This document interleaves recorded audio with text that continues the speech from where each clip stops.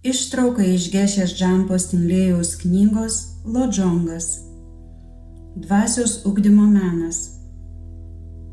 Gešės Čekavos teksto 7 dvasios ugdymo prasmės komentaras. Nusilenkimas didžiajai atjautai. Pirmąją teksto eilute autorius nusilenkė didžiajai atjautai. Tibetietiški žodžiai Tukdže Čempo reiškia didžiąją atjautą. Kai kada jie vartojami ir kaip Avalokitešvaros epitetas. Vienas Avalokitešvaros vardų Tukdže Čempo. Šiuo atveju atiduodamas pagarbą Tukdže Čempo, autorius turi omenyje ne dievybę Avalokitešvarą, o didžiąją atjautą. Taip ir Čandrakirtis, pradėdamas savo tekstą apie vidurinįjį kelią Madhyamaką, nusilenkė didžiajai atjautai. Pagrindinė tokio nusilenkimo priežastis ta, kad būtent didžioji atjauta gimdo visus budas ir bodhisattvas. Ji visų budų ir bodhisattvų motina, todėl mes jai ir lenkiamės. Ir jūs taip darykite, nes visi būsimieji bodhisattvos taip pat bus pagimdyti didžiosios atjautos. Taigi toji teksto eilutė aiškiai rodo, kad tik pažadinus didžiąją atjautą galima tapti bodhisattva. Kitaip tai neįmanoma. Išreikšdami pagarbą didžiajai atjautai, jūs lenkiatės ne kokio nors kito bodhisattvos atjautai, o galvojate, te pažadinu didžiąją atjautą savo širdyje. Taigi autorius, lenkdamasis atjautai, pagerbė visus budas ir bodhisattvas. Taip pat jis mums parodo, kokia vertinga yra didžioji atjauta. Atjauta viso budizmo kertinis akmuo ir atrama. Jeigu nesiugdote atjautos, visos jūsų žinios, kad ir kokios gilios jos būtų, nieko nereiškia. Todėl praktikuodami labiausiai turite stengtis pažadinti ir ugdyti atjautą. Šią dvasios vertybę gyrė Čandrakirtis. Jis kalbėjo, kad iš pradžių didžioji atjauta primena nušvitimo medžio sėklą. Kelio viduryje ji panaši į vandenį ir trąšą, kurie stiprina sėklą ir paspartina jos sudygimą, o kelio pabaigoje ji tarsi vaisius, maitinantis visas būtybės. Jei neturėsite tokios atjautos, pasiekę nušvitimą būsite panirę į ramią palaimą, į meditaciją primenančią erdvę ir nepadėsite būtybėms, tik džiaugsitės asmeninę ramybę, neišnirdami iš šios būsenos. O jeigu jumise gyvuos atjauta, jūs pasiekę nušvitimą nuolat apsireikšite daugybė įvairių pavydalų, emanacijų, kurios visą laiką darbuosis būtybių labui, kaip jo šventenybė Dalai Lama. Jis Budos Šakyamunio apraiška. Atsižvelgdamas į įvairius būtybių poreikius, jis apsireiškia būtybėms įvairiais pavydalais, kad joms padėtų. Tokios visažinės nušvitusio proto apraiškos giria kitus, kai reikia pagirti, kritikuoja, kai naudinga pakritikuoti, ir muša, kai reikia mušti. Jos viską daro visų būtybių labui. Hinajanos arhatai yra visiškai išsilaisvinę iš samsaros, bet kadangi neturi didžiosios atjautos, jie daugelį kalpų po išsilaisvinimo būna panirę į samadhį, į meditacinį susitelkimą primenantį erdvę ir neišnyra iš šios būsenos, džiaugdamiesi savo palaimą. Atjauta brangakmenis, brangesnis už briliantą. Turėdami tokią brangenybę, jūs pasieksite visus laikinus ir absoliučius tikslus. Buda pasakė, ten, kur yra šaknis, savaime išaugs ir kamienas, ir šakos, ir lapai, ir vaisiai. Ten, kur yra proto sąmonė, savaime pasireikš regimoji, girdimoji, užuodžiamoji ir lytėjimo sąmonė. Taip ir ten, kur yra didžioji atjauta, savaime atsiras visos gerosios savybės, visi pranašumai. Dignaga, rašydamas savuosius logikos veikalus, aptiko gerų logikos tekstų ir pamanė, ką man rašyti savo tekstą, jeigu jo yra geras veikalas šią temą.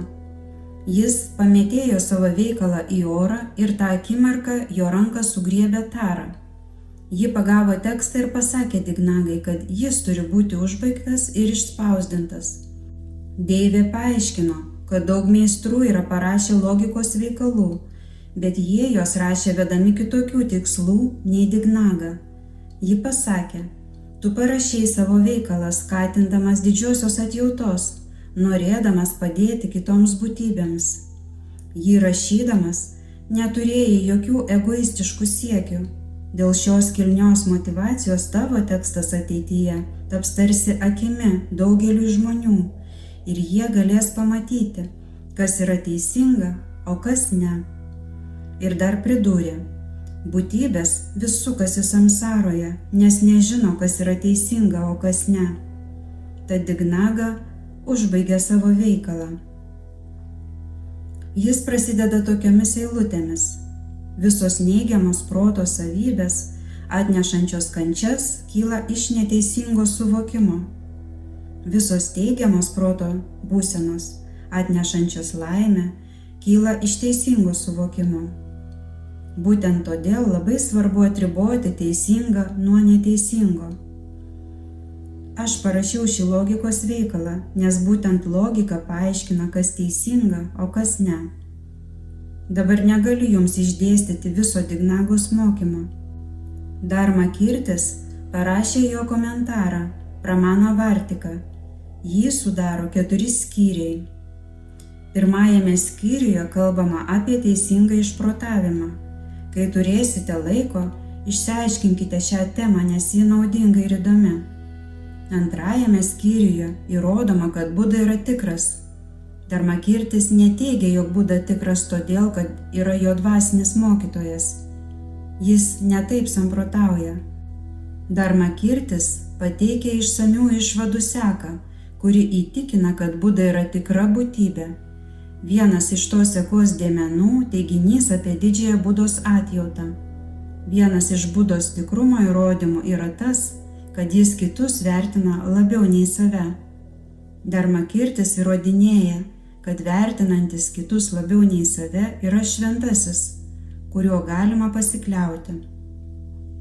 Toliau jis aiškina, kaip galima pagrįsti, kad Budai būdinga didžioji atjauta. Pagrindinis įrodymas toks. Daugelyje gyvenimų Buda ugdė didžiąją atjautą. Jeigu jūs šią savybę ugdote nuosekliai, gyvenimas po gyvenimo, ir jeigu ji remiasi tikrų pagrindų, ji gali be galo ištobulėti. Visos mūsų dvasios savybės, kurios turi tvirtą ir stabilų pagrindą, teisingai suprantantį protą, gali ištobulėti be galo. O jeigu kokios nors savybės pagrindas netvirtas, ji negali be galo ištobulėti. Dignaga sako, kad kūno savybių pagrindai yra netvirti, todėl, kad ir kiek treniruotumėtės, jūs negalite jų be galo ištobulinti, taigi jos turi ribas. Pavyzdžiui, jūsų gebėjimas nušokti į tolį yra ribotas. Taip yra todėl, kad šios savybės pagrindas yra nepakankamai tvirtas ir tikras. Būtent iš to ir kyla ribos sąvoka. Mes stengiamės pasiekti daugybę dalykų, kurie iš tikrųjų neturi tvirto pagrindo. Taigi egzistuoja tam tikra pasiekimo galimybių riba. Toks mokymas naudingas ir man, ir jums. Jums neturėtų rūpėti griežta meditacijos poza, dievybės apreiškimas, kad ji pradėtų su jumis kalbėtis, kad įvyktų stebuklas ir jūs imtumėte skraidyti ar pasireikštų aiškiaregystė. Tai jūsų neturi dominti. Dalai Lama visuomet pabrėžia, geriausias būdas pažinti budizmą – filosofija. Filosofijos supratimas keičia mūsų protą, dvasią. Mes turime ugdyti tas savybės, kurios turi tikrą pagrindą ir gali būti be galo ištobulintos. Palyginti su kūnu, protas turi tvirtesnį, stabilesnį pagrindą. Jame glūdi daugybė įvairių savybių, tiek blogų, tiek gerų. Visų jų pagrindas – protas. meilės, atjautos ir kitų teigiamų savybių pagrindas yra protas. Bet tik suprantantis teisingai, prisirišimo pykčio pavydo pagrindas taip pat protas, tačiau suprantantis neteisingai. Kasgi šiame kontekste yra neteisingai suprantantis protas? Tai reiškia, kad tam tikra savybė kyla iš neigiamos proto būsenos, kuriai būdingas klaidinantis tikrovės supratimas. Patyrinėję suprastume, kad pyktis yra neteisingo suvokimo rezultatas. Protas neteisingai suprato ir kilo pyktis. Jeigu pagaliu suduotume šuniui, kaip jis sureaguotų? Šuo pyktų ant pagalio, manydamas, kad šis yra blogas. Jo pyktis remiasi neteisinga mintimi. Šis pagalys man trukdo, pagalys blogas dalykas. Tai neteisingai suprantantis protas. Supykęs šuo kandžioja pagalį. Jeigu pagaliu suduotume žmogui, šis pagalio nekandžiotų. Kodėl? Žmogus šiek tiek protingesnis už šunį. Jis nemano, kad jam kenkia pagalys. Žmogus nepyksta ant pagalio. Jam nereikia savęs raminti, nepykančio pagalio. Tačiau jis supyksta ant kito objekto, žmogaus, kuris jam sudavė. Pyksta, nes jo supratimas taip pat ribotas, šiek tiek geresnis nei šuns, bet panašus.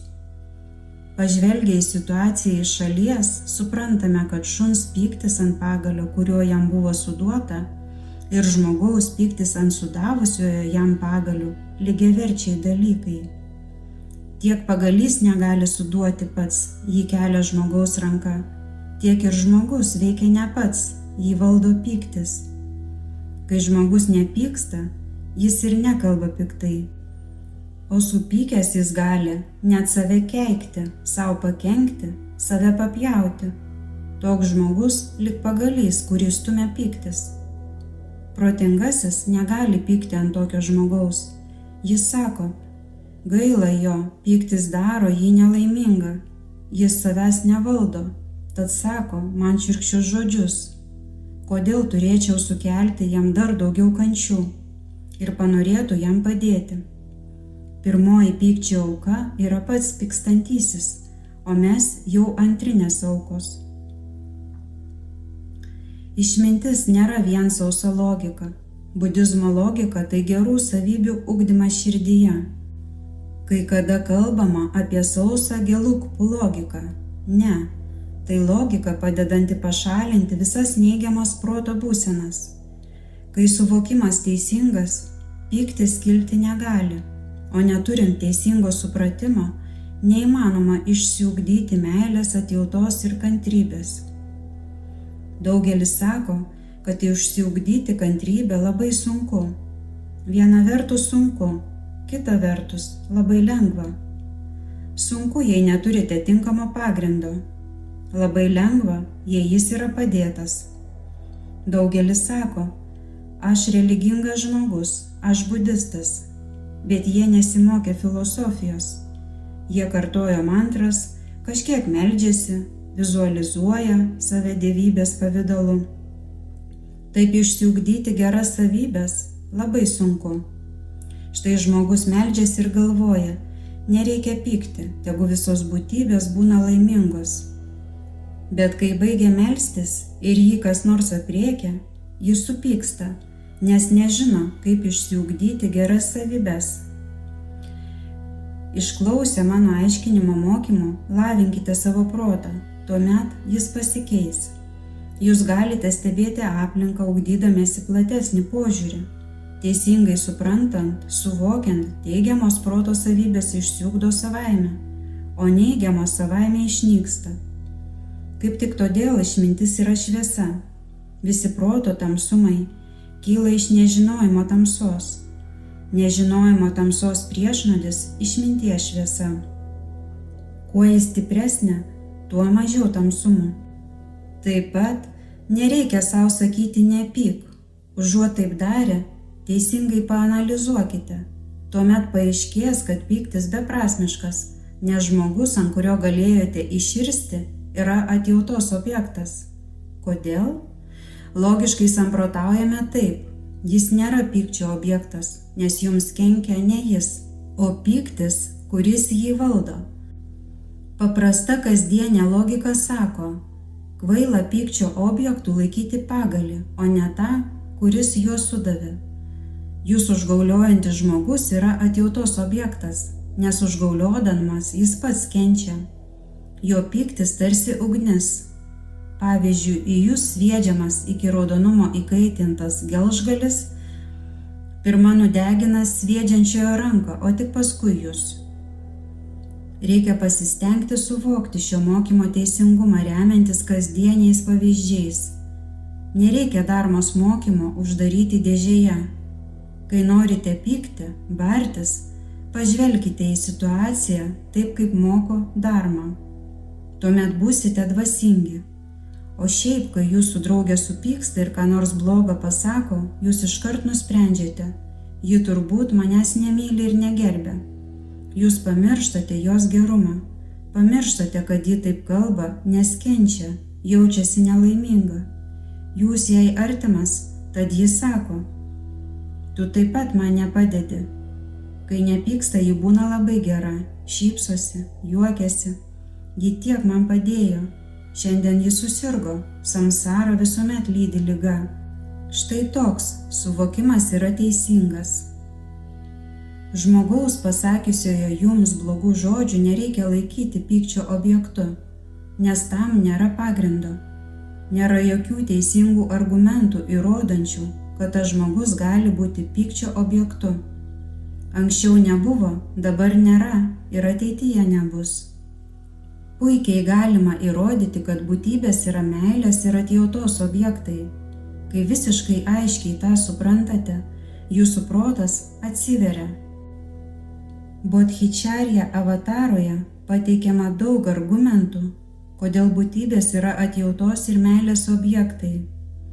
Kai tai įsisąmonsite, žiūrėdami į būtybę matysite joje meilės objektą. Paprastai mes žvelgiame į žmogų kaip į prisirišimo arba pykčio objektą. Tad prisirišame prie jo arba pykstame. Iš tikrųjų, būtybės nėra prisirišimo objektai. Prisirišimas taip pat neturi tikro pagrindo. Jeigu nuluptum odą, pašalintum mėsą, liktų tik skeletas. Kur tas prisirišimo objektas? Mūsų oda pilna mikrobų. Pažvelgus iš tolo, veidas atrodo gražus, nes mus apgauna, pavyzdžiui, kosmetika. O jeigu pažiūrėtume per mikroskopą, jis būtų negražus. Prisirišimo objekto nėra. Budizmo logika labai aiškiai sako, kad žmogaus kūnas yra 32 nešvarių medžiagų sankaupa. Argi žmogus, kurį sudaro 32 nešvarios medžiagos, gali būti gražus? Taigi prisirišimas neturi tikro pagrindo. Visa, prie ko prisirišama, tai yra pagražintas vaizduotės vaisius. Taigi giliau pažvelgę matome, kad nėra prisirišimo ir pykčio objektų. Yra tik meilės ir atjautos objektai. Tokios teigiamos savybės kaip meilė ir atjauta turi tikrą tvirtą pagrindą. O ugdomą savybę turinčią tokį pagrindą galima ištobulinti be galo. Lavindamisi, jūs vis labiau su ja susigyvenate. Buda be galo ištobulina savo meilę ir atjautą turinčias tikrą tvirtą pagrindą. Būtent todėl Buda yra tikras. Anksčiau medituodami žmonės pasiekdavo dvasinės aukštumas, įgydavo siddhi, gebėjimą skraidyti, aiškiaregystės galią, gebėjimą bet kuo pasiversti. Visą tai jie pasiekdavo todėl, kad turėjo didžią atjautą. Kai tokią atjautą turėsite, visi tie antriniai pasiekimai atsiras savaime.